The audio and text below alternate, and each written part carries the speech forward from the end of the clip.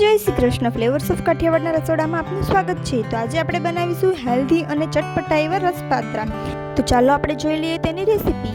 રસપાત્રા બનાવવા માટે મેં અહીંયા વિડીયોમાં બતાવવા પ્રમાણેની જરૂરી બધી જ સામગ્રી લઈ લીધેલી છે. રસપાત્રા બનાવવા માટે અહીંયા મેં એક વાસણ લીધું છે. તેમાં 500 ગ્રામ ચણાનો લોટ ચાળી લીધો છે. ચણાનો લોટ આપણે જે નોર્મલી ઘરમાં ભજીયા બનાવવા માટે યુઝ કરીએ છીએ તે જ લીધેલો છે. ત્યારબાદ આપણે તેમાં 2 મોટી ચમચી આદુ મરચાં લસણની પેસ્ટ ઉમેરીશું. 1 ચમચી અજમો ઉમેરીશું. અજમાને હાથમાં લઈ અને વિડીયોમાં બતાવ્યા પ્રમાણે હાથેથી મસળીને ઉમેરવાનો રહેશે. ત્યારબાદ આપણે તેમાં સ્વાદ અનુસાર મીઠું, 1 નાની ચમચી હિંગ, હળદર પાવડર, ધાણા જીરું પાવડર, મરચું પાવડર અને 2 ચમચી તેલ ઉમેરીશું. અહીંયા મેં સિંગ તેલ લીધું છે, તમે કોઈ પણ તેલ લઈ શકો છો. ત્યારબાદ આપણે તેમાં 1 ચપટી જેટલો ખાવાનો સોડા ઉમેરીશું અને 4 મોટી ચમચી ગોળ આંબલીની ચટણી ઉમેરીશું. ચટણી ઉમેર્યા બાદ આપણે બધો જ મસાલો હાથ વડે મિક્સ કરી લઈશું. અહીંયા હાથનો જ ઉપયોગ કરવાનો છે, તમારે કોઈ ચમચાનો કે કોઈ બીજી વસ્તુનો ઉપયોગ કરવાનો રહેશે નહીં. બધા જ મસાલા બરાબર મિક્સ થઈ ગયા બાદ આપણે જે જારમાં આદુ મરચાં લસણની પેસ્ટ કરી હતી તે જારમાં થોડું પાણી ઉમેરી તેને હલાવી એ પાણીને આપણે ખીરામાં નાખી દઈશું અને તે જ પ્રમાણે આંબલીની ચટણીવાળી વાટકીમાં પણ પાણી નાખીને આપણે થોડું પાણી ઉમેરતા જઈશું અને સરસ એવું બહુ જાડી નહીં અને પાતળી પણ નહીં તેવી કન્સિસ્ટન્સીનું ખીરું તૈયાર કરી લઈશું. અહીંયા આપણે થોડું પાણી ઉમેરીને ખીરું બનાવવાનું છે. જો તમે એકલી સામટું પાણી નાખી દેશો તો તમારું ખીરું પાતળું થઈ જશે અને ખીરામાં મજા નહીં આવે. જેથી કરીને આપણે થોડું પાણી ઉમેરતા જઈશું અને મીડિયમ થીક એવું ખીરું તૈયાર કરી લઈશું.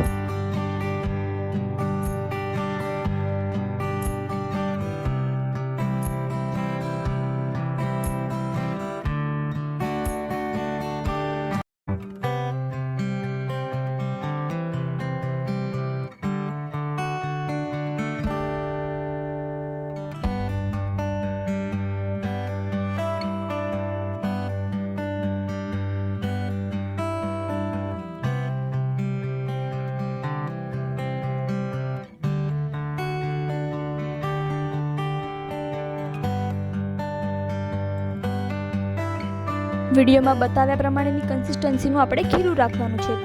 ખીરું તૈયાર થઈ ગયા બાદ અહીંયા આપણે 250 ગ્રામ અળવીના પાન લીધા છે. તેને બરોબર સાફ કરી અને તેની બધી જ નસો કાઢી લીધેલી છે. પાનને આપણે એક પાટલા ઉપર લઈશું અને તેના ઉપર આપણે તૈયાર કરેલું ખીરું લગાવીશું. એ હાથની મદદથી જ લગાવવાનું રહેશે.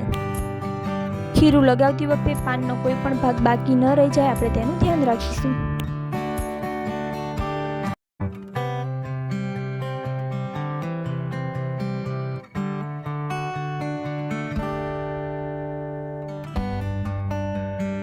એક આખા પાન ઉપર ખીરું લગાઈ ગયા બાદ આપણે વિડીયોમાં બતાવ્યા પ્રમાણે બીજું પાન મૂકીશું અને તેના પર પણ ખીરું લગાવી દઈશું.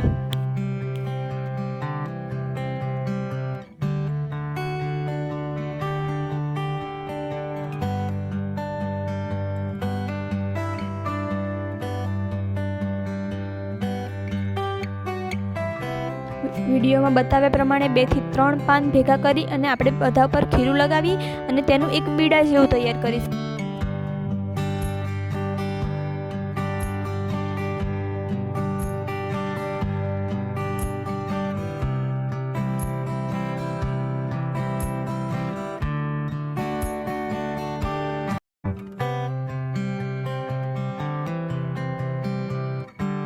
અહીંયા મેં 3 પાન લીધા હતા. 3 પાનમાં સરસ ચોપડાઈ ગયું છે ખીરું. ત્યારબાદ તમે વિડીયોમાં જોઈ શકો છો તે પ્રમાણે આપણે પાનને બરાબર વાળી લઈશું અને તેનું એક રોલ તૈયાર કરી લઈશું.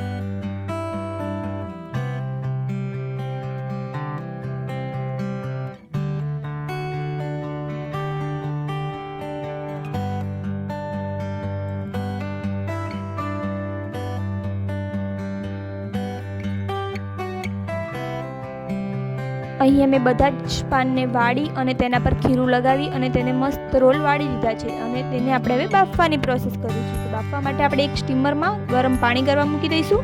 રોલ વાળતી વખતે આપણે ખાસ ધ્યાન રાખીશું કે આખો રોલ વળાઈ જાય અને જ્યાં રોલ પતે ત્યાં આપણે પણ થોડું ખીરું લગાવી દઈશું જેથી આપણા રોલ ખુલી ન જાય.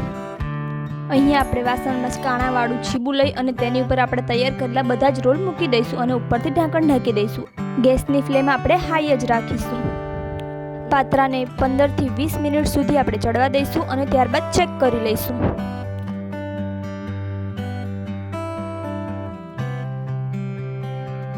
15 15 થી 20 મિનિટ બાદ આપણા પાત્રા સરસ મજાના ચડી ગયા છે. તમે વિડીયોમાં જોઈ શકો છો. છતાં પણ આપણે તેને ચેક કરવા માટે ટૂથપીક અથવા છરીનો ઉપયોગ કરીશું. અહીંયા મેં છરીનો ઉપયોગ કર્યો છે. છરીથી આપણે પાત્રાની વચ્ચે કાપો કરીશું. જો તમારી છરી ચોખ્ખી બહાર આવે તો સમજી લેવાનું કે પાત્રા ચડી ગયા છે, અને જો છરી ચોખ્ખી બહાર ન આવે તો આપણે પાત્રાને થોડીવાર ચડવા દઈશું.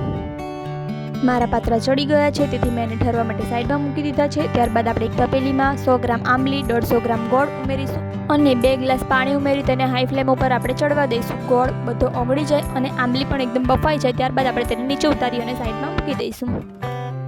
ગોળ આંબલીનું પાણી ઠંડુ થાય ત્યાં સુધી આપણે વિડીયોમાં બતાવ્યા પ્રમાણે પાત્રાના આપણે કટકા કરી લઈશું.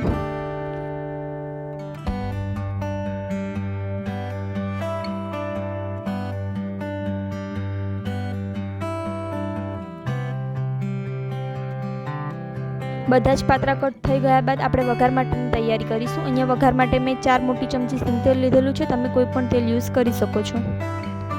તેલ ગરમ થઈ જાય એટલે આપણે તેમાં રાઈ, જીરું, મીઠો લીમડો, હિંગ અને ઝીણા સમારેલા લીલા મરચાંનો વઘાર કરી લઈશું.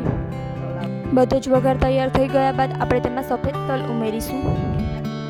બધા જ તલ ફૂટી ગયા બાદ આપણે તેમાં સમારેલા પાત્રા ઉમેરી દઈશું અને બરાબર મિક્સ કરી લઈશું.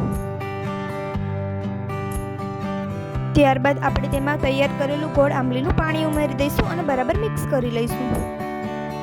બરાબર મિક્સ થઈ ગયા બાદ આપણે તેમાં મીઠું ઉમેરીશું. મીઠું ખાલી આપણે પાણી એડ કર્યું છે તેના ભાગનું જ ઉમેરીશું, કારણ કે આપણે પાત્રામાં અગાઉથી મીઠું ઉમેરેલ જ છે.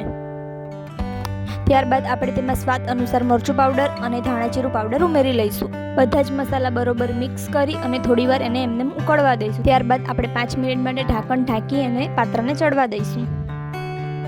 ઢાંકણ ખોલ્યા બાદ તમે જોઈ શકો છો કે આપણા પાત્રા સરસ ચડી ગયા છે અને તેમાંથી તેલ પણ છૂટું પડી ગયું છે. આપણા પાત્રા સરસ મજાના ચડી ગયા છે તો આપણે તેના ઉપર કોથમીરથી ગાર્નિશ કરી લઈશું. રસ પાત્રા ગરમા ગરમ જ ખૂબ જ ટેસ્ટી લાગે છે, તેથી આપણે તેને ગરમા ગરમ જ સર્વ કરી લઈશું. તો મિત્રો તૈયાર છે આપણા રસ પાત્ર. તમે પણ તમારા ઘરે ચોક્કસથી ટ્રાય કરજો. આ ચોમાસાની સિઝનમાં તો ખાવાની ખૂબ જ મજા પડી જશે. અને હા, ટ્રાય કર્યા બાદ અમને કોમેન્ટ કરીને જણાવવાનું ભૂલતા નહીં. મિત્રો આવા જ બીજા નવા વિડીયો જોવા માટે અમારી ચેનલને લાઇક, શેર અને સબસ્ક્રાઈબ કરો. તો ચલો મળીએ બીજા નવા વિડીયો સાથે. ત્યાં સુધી સૌને જય શ્રી કૃષ્ણ. રામ રામ.